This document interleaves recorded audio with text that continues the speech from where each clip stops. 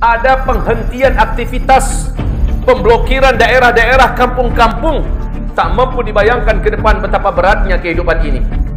Maka bagi siapapun kita yang menganalisa, ikut mempelajari hadis-hadis akhir zaman, Nabi Muhammad SAW mengatakan dalam Sahih Imam Al-Bukhari di kitab Al-Adabul Mufrad bahwa puncaknya nanti di akhir zaman, sebelum Dajjal keluar, sebelum tanda-tanda besar kiamat terjadi, adalah terjadi kelaparan, kelangkaan pakan yang menyebabkan manusia menjadi jahat dan mereka menjadi kasar, brutal, tega membunuh tetangganya hanya demi sepotong roti yang ada di tangan tetangga. Dia bunuh tetangganya itu.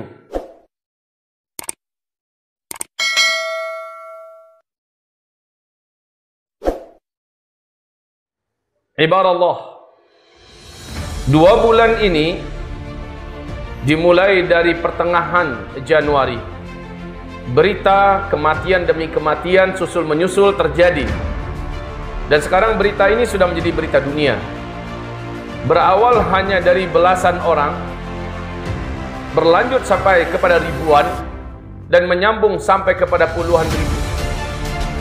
Yang terpapar dan positif terkena juga meningkat, angkanya terus bertambah. Hari ini sudah lebih dari 1 juta manusia positif terpapar oleh COVID-19. Makhluk Allah kecil, tak nampak. Seluruh negara-negara yang sangat kaya, yang sangat kuat, yang sangat dikjaya tumbang satu persatu. Italia merana meratap dan sudah tersungkur. Spanyol menuju kepada arah kematiannya.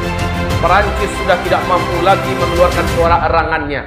Suara sudah begitu habis, air mata sudah begitu kering. Amerika yang dulu begitu jumawa, sangat yakin dan percaya diri, hari ini Amerika ada di papan paling atas, terbanyak di seluruh dunia. Hampir 300.000 manusia positif terpapar di Amerika Serikat. Angka kematian juga tidak main-main, tidak tanggung-tanggung. Kalaulah umpamanya pemerintahan Republik Rakyat Tiongkok yang dipimpin oleh Partai Komunis Tiongkok mau transparan dengan angka kematian mereka, mungkin hari ini sudah melebihi ratusan ribu yang mati hanya dalam waktu yang sebentar saja. Maka apa yang mau kita katakan? Demi Allah, saya hamba Allah Zulkifli Muhammad Ali berani dan ikut mengatakan COVID-19 adalah tentara di antara tentara-tentara Allah. Lalu mungkin kita bertanya, bukankah ini buatan manusia? Kenapa ini dinisbatkan kepada tentara Allah Subhanahu wa ta'ala? Jawabannya adalah, apakah ada sesuatu yang bergerak di bumi ini tanpa izin Allah? Apakah ada sesuatu di bumi ini yang berlaku berjalan tanpa seizin Allah? Segala sesuatunya adalah dalam aturan, skenario dan rancangan Allah Subhanahu wa ta'ala. Tuktabu kulla syai' 50 sana qabla khalqiha. Segala sesuatu 50.000 tahun sebelum diciptakan sudah tertulis apa yang akan terjadi. Allah telah tetapkan bahwa COVID-19 ini akan nanti ada.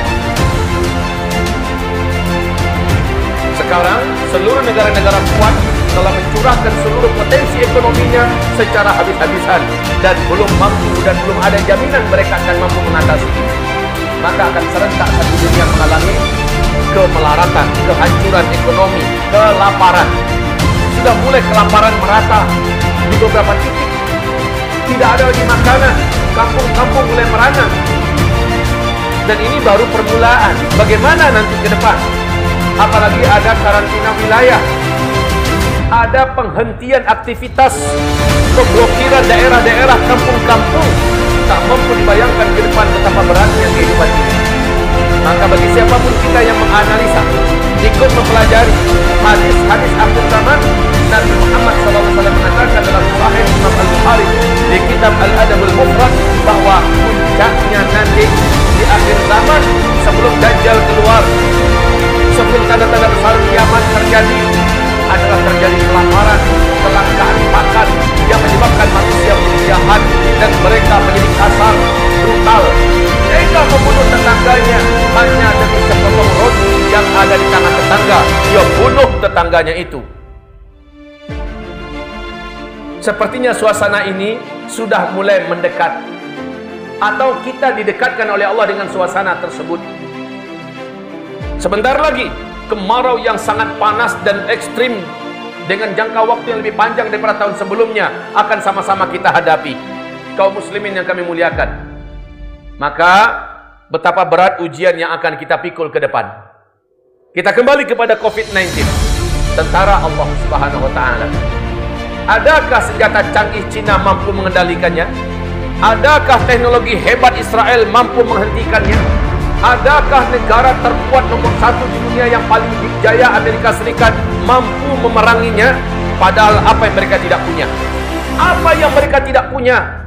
Ekonomi di tangan mereka, media mereka kuasai di seluruh dunia, tentara mereka yang terbaik katanya. Apa yang mereka tidak punya? Tetapi hari ini bahkan ribuan tentaranya positif COVID-19 dan mereka tidak mampu untuk mengatasi. Ini adalah tentara Allah Azza wa Jalla, ibarat Allah yang kami muliakan. Tapi bagi kita orang beriman, kita tidak layak dan tidak pantas tegang, cemas, khawatir, takut. Paling banter kita meninggal dunia, status kita insyaallah syahid. Apa yang ditakutkan?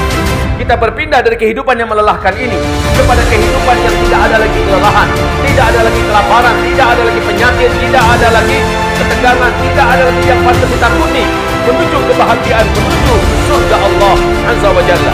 Maka tidak ada yang ditakutkan. Allah mengharapkan kepada kita jangan takut. Fala taqafuhum. Kamu tak boleh takut dengan mereka. Apabila kita menderita, orang kafir juga menderita. In kuntum ta'lamuna fa innahum ya'lamuna kama ta'lamun wa tarjuna min Allah ma la yarjun. Kalau kamu tersiksa, kamu menderita, mereka yang kafir-kafir juga merasakan yang sama. Bedanya, mereka mati menuju neraka jahanam untuk diazab abadi selama-lamanya. Kalau kita mati, dosa-dosa kita diampunkan, kita syahid, dan kita menuju surga Allah yang kita rindu-rindukan. Maka tidak pantas orang beriman takut. Kalau kita orang beriman, saudara-saudaraku, hamba-hamba Allah yang kami muliakan, jika ada iman di dalam dada kita, wa ibadur rahman alladzina yamshuna 'alal ardi hauna, ringan, santai hidupnya di dunia ini. Tidak ada ketegangan dan ketakutan, tidak ada yang dicemaskan. Datang-datanglah. Yang penting saya harus antisipasi, yang penting saya harus jaga-jaga. Ibarat Allah, tidak pantas orang beriman merasa khawatir dan takut dalam hidup ini, karena tidak ada yang perlu ditakuti kecuali hanyalah Allah. Karena Allah lah penggenggam dunia dan akhirat. Allah lah pemilik neraka dan surga. Allah lah yang menentukan siapa yang layak untuk disurgakannya nanti dan siapa yang pantas dimasukkan ke neraka. Kenapa ada orang-orang beriman kecemasan dan ketakutan dengan COVID-19? Padahal dia adalah satu di antara tentara Allah, dan tentara Allah tidak akan memakan tentara Allah yang lain. Kalau kita merasa mendaftar atau terdaftar sebagai tentara Allah, tenanglah. Dia akan menjadi mitra kita, dia akan menjadi sahabat kita, dia tidak akan menyakiti kita walaupun dia ada di sekitar kita. Tapi syaratnya kita benar-benar, bukankah Allah yang berjanji, bukankah Rasulullah telah menyampaikan janji ini, ihfazillah yahfazkallah. Kau jaga Allah, Allah akan menjagamu. Jaga syariat Allah, jaga perintah-perintah Allah, laksanakan. Jaga larang-larang Allah, tinggalkan, Allah yang jaga. Kemarin ini saudara kita cintai terpapar oleh virus, padahal mereka adalah orang saleh, ahli zikir, bertakwa, tapi mereka terkena virus. Jawabannya, bukankah mereka ahli zikir, bukankah mereka orang saleh bertakwa, lalu kenapa mereka kena? Karena ada satu maksiat yang mungkin sudah terlaksanakan oleh mereka, dan maksiat itu tidak mereka sadari atau belum sampai ilmunya kepada mereka. Allah tegur mereka.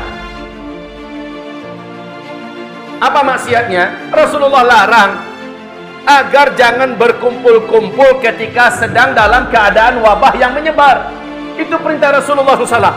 Di dalam hadis Sahih Imam Al-Bukhari, di kitab Sahih Al-Bukhari, Nomor 3473, Rasulullah perintahkan agar kita tidak membaur, agar kita tidak bercampur, agar kita mengisolasi diri, agar kita menjaga jarak. Ini perintah Rasulullah. Ketika dilanggar, walaupun kita orang yang beriman, orang yang bertakwa, ahli zikir, soleh dan taat, sudah berzikir pagi petang, sudah baca ayat kursi, sudah baca surat Al-Kahfi Kamis malam Jumat, akan terjamin terjaga.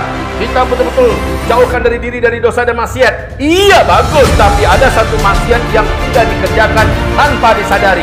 Maksiatnya adalah berkumpul ketika Rasul melarangnya berkumpul, bersatu bergaul ketika Rasulullah melarang bersatu dan bergaul.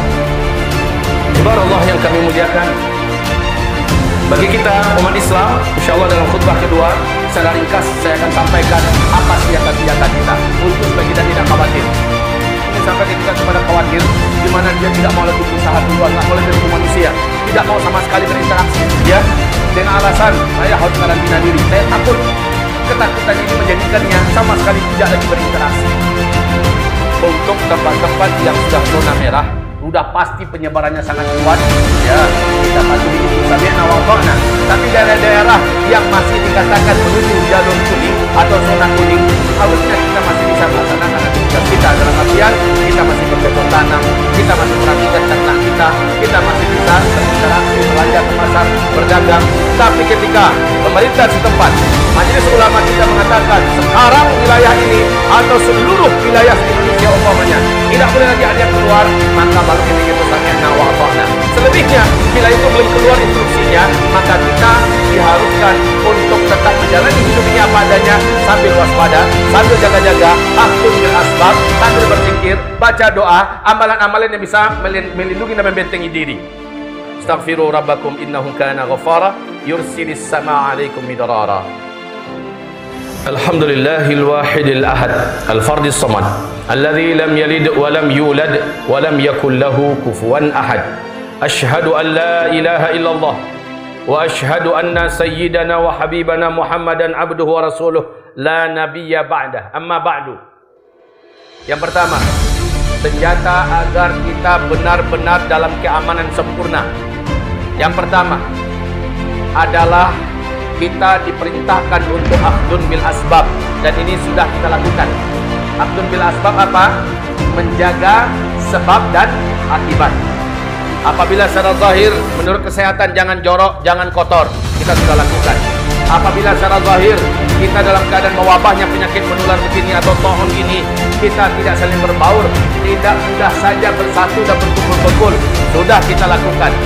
Yang ketiga, apabila kita dalam rangka menghadapi ini, akhdun bil asbab yang sudah kita tegakkan, alhamdulillah makanan kita jaga. InsyaAllah makanan kita jaga. Kita tidak memakan produk-produk fast food yang cepat saji atau produk dari pabrik-pabrik yang nggak jelas ini halal dan jumlahnya bagaimana, lebih baik ditinggalkan. Ini akhdun bil asbab. Dan kita mengisolasi, mengkarantina diri kalau kita sudah mulai ada tanda-tanda dan gejala. Dan kita juga tidak mau melebur dan menekan.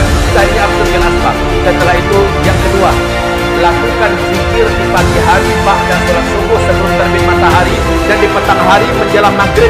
Zikirnya adalah zikir Rasulullah SAW. Tolong dibaca kitab Hisnul Muslim oleh Imam An-Nawawi. Di sana di dalamnya ada zikir-zikir pelindung. Di antara zikir-zikir pelindung tersebut adalah bacalah Bismillahirrahmanirrahim la yadurru ma'asmihi syai'un fil ardi wala fis sama' wa huwas samiul 'alim 3 kali. Kemudian yang kedua, bacalah a'udzu bikalimatillahi tammati min syarri ma khalaq 3 kali. Lalu bacalah Allahumma inni as'alukal afiyah fid dunya wal akhirah. Allahumma inni as'alukal afwa wal afiyah fi dini wa dunyaya wa ahli wa mali. Allahumma astur aurati wa amin rawati. Allahumma fadni min baini yadayya wa min khalfi wa an yamini wa an shimali wa min fawqi wa na'udzu bi'azamatika an nughtala min tahti. Baca ini. Kemudian yang keempat, kalau kita mampu dan harus mampu, lagi pula ketika lockdown ini terjadi, ketika pembatasan wilayah ini terjadi, kita mau kemana? Maka yang harus dibaca adalah la ilaha illallah wahdahu la syarikalah, lahul mulku wa lahul hamdu wa huwa ala kulli syai'in qadir. Bacalah 100 kali. Masing-masing bacaan tadi dijamin oleh Rasulullah, Allah akan melindunginya. Terus Kalau terpaksa kita harus masuk pasar, kita harus keluar dari rumah, maka ketika keluar dari rumah bacalah Bismillahirrahmanirrahim, la haula wala quwata illa billah. Apa kata Rasulullah? Ketika seorang hamba keluar dari rumahnya dan membaca Bismillahi, maka turun malaikat langsung menjawab, Allah sudah menerimamu, Allah sudah menyertaimu. Ketika dia membaca tawakkaltu 'ala Allah, apa kata malaikat yang kedua turun? Allah akan menyambutmu, Allah akan menyertaimu. La haula wala quwata illa billah. Malaikat ketiga turun dan langsung menjawab, Allah pasti akan menyelamatkan, Allah pasti akan melindungi.